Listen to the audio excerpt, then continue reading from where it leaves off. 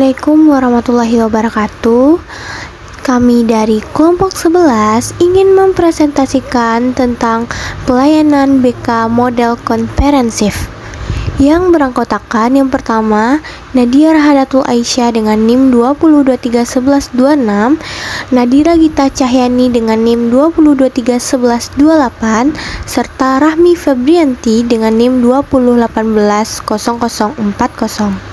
Di sini kita akan membahas yang pertama tentang pengertian bimbingan dan konseling komprehensif, kedua, karakteristik bimbingan dan konseling komprehensif, yang ketiga, fungsi bimbingan dan konseling komprehensif, yang keempat, tujuan bimbingan konseling komprehensif, yang kelima, prinsip-prinsip bimbingan dan konseling komprehensif, keenam, komponen program bimbingan dan konseling komprehensif, dan terakhir, bidang-bidang bimbingan dan konseling komprehensif. Yang pertama, pengertian bimbingan dan konseling komprehensif. Bimbingan konseling komprehensif adalah strategi untuk memperbaiki akademik, mengarahkan kesadaran karir, mengembangkan kesiapan kerja, menumbuhkan kesadaran diri, mengembangkan kemampuan berkomunikasi, dan mengarahkan keberhasilan kepada setiap siswa. Bimbingan dan konseling komprehensif diprogramkan untuk semua peserta didik. Artinya, bahwa semua peserta didik hukumannya wajib menerima layanan bimbingan dan konseling, sehingga persepsi bahwa fokus bimbingan dan konseling hanyalah pada siswa yang bermasalah saja akan hilang. Selanjutnya, yang kedua, karakteristik bimbingan dan konseling komprehensif. Menurut Effort 2004-257, karakteristik Comprehensive Development School Counseling Programs antara lain, yang pertama, menyediakan berbagai layanan konseling sekolah, yang kedua, memberikan kesempatan kepada siswa untuk mempelajari keterampilan, pengetahuan, dan sikap yang diperlukan untuk perkembangan yang sehat. Ketiga, mewujudkan misi sekolah. Keempat, melengkapi program sekolah lainnya. Dan yang kelima, melibatkan semua staf sekolah, orang tua, dan anggota masyarakat. Selanjutnya saya akan membahas mengenai fungsi bimbingan dan konseling komprehensif. Ada beberapa fungsi mengenai bimbingan dan konseling komprehensif. Yang pertama, ada pemahaman, yaitu membantu peserta didik agar memiliki pemahaman terhadap dirinya dan lingkungannya, baik itu pendidikan, pekerjaan, dan norma agama. Yang kedua ada preventif, yaitu upaya konselor untuk senantiasa mengantisipasi berbagai masalah yang mungkin terjadi dan berupaya untuk mencegahnya agar tidak dialami oleh peserta didik. Yang ketiga ada pengembangan, yaitu konselor senantiasa berupaya untuk menciptakan lingkungan belajar yang kondusif yang memfasilitasi perkembangan siswa. Yang keempat ada perbaikan atau penyembuhan, yaitu fungsi bimbingan yang bersifat kuratif. Yang kelima penyaluran, yaitu fungsi bimbingan yang membantu individu memilih kegiatan ekstrakurikuler, jurusan, atau program studi dan memantapkan penguasaan karir atau jabatan yang sesuai dengan minat, bakat, keahlian, dan ciri-ciri kepribadian lainnya.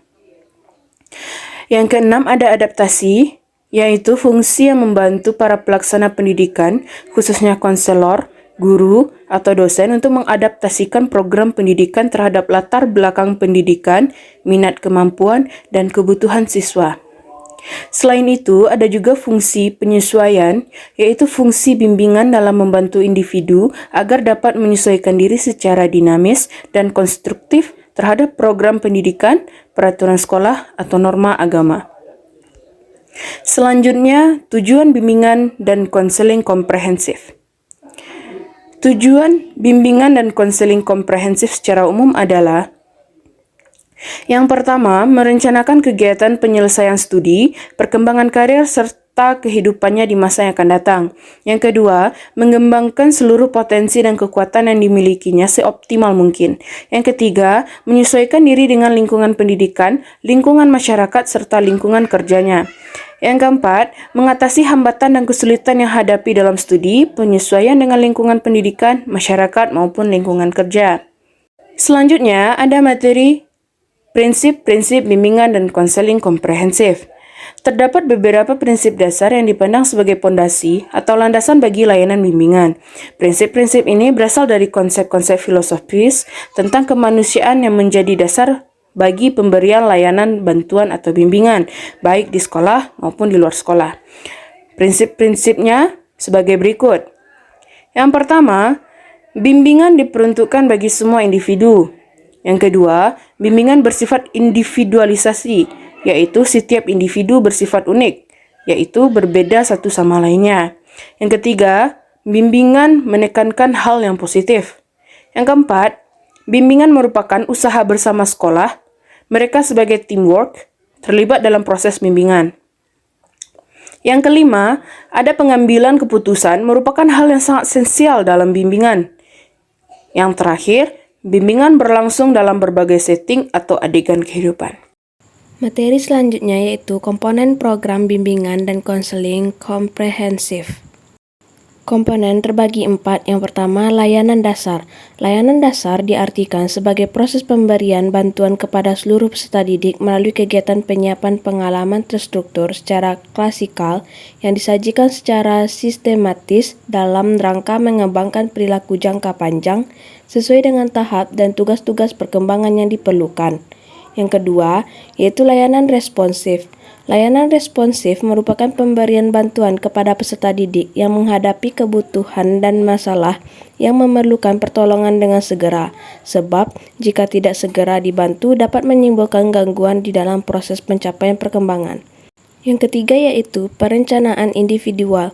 Layanan ini diartikan sebagai proses bantuan kepada peserta didik agar mampu merumuskan dan melakukan aktivitas yang berkaitan dengan perencanaan masa depan, berdasarkan pemahaman akan kelebihan dan kekurangan dirinya serta pemahaman akan peluang dan kesempatan. Yang keempat yaitu dukungan sistem. Dukungan sistem merupakan komponen layanan dan kegiatan manajemen, tata kerja, infrastruktur, dan pengembangan kemampuan profesional konselor secara berkelanjutan yang secara tidak langsung memberikan bantuan kepada peserta didik. Materi selanjutnya yaitu bidang-bidang bimbingan dan konseling komprehensif. Bimbingan terbagi menjadi 3. Yang pertama yaitu bimbingan akademik, yaitu bimbingan yang diarahkan untuk membantu para individu dalam menghadapi dan memecahkan masalah-masalah akademik. Yang kedua, bimbingan sosial pribadi, merupakan bimbingan untuk membantu para individu dalam memecahkan masalah-masalah sosial pribadi. Yang ketiga, yaitu bimbingan karir, yaitu bimbingan untuk membantu individu dalam merencanakan pengembangan dan memecahkan masalah-masalah karir. Materi selanjutnya yaitu strategi implementasi. Di strategi implementasi terbagi menjadi 4. Yang pertama yaitu pelayanan dasar. Di bagian pelayanan dasar ada beberapa yaitu bimbingan kelas, pelayanan orientasi, pelayanan informasi, bimbingan kelompok, dan pelayanan pengumpulan data. Yang kedua ada pelayanan responsif. Di pelayanan responsif terbagi menjadi konseling individual dan kelompok, reveal, kolaborasi dengan guru mata pelajaran, kolaborasi dengan orang tua, konsultasi, bimbingan teman sebaya, konferensi kasus, dan kunjungan rumah. Yang ketiga ada perencanaan individual, terdiri dari individual appraisal, individual advisement, transition planning, dan follow up. Yang keempat ada dukungan sistem, terdiri dari pengembangan profesi, manajemen program, dan riset dan pengembangan.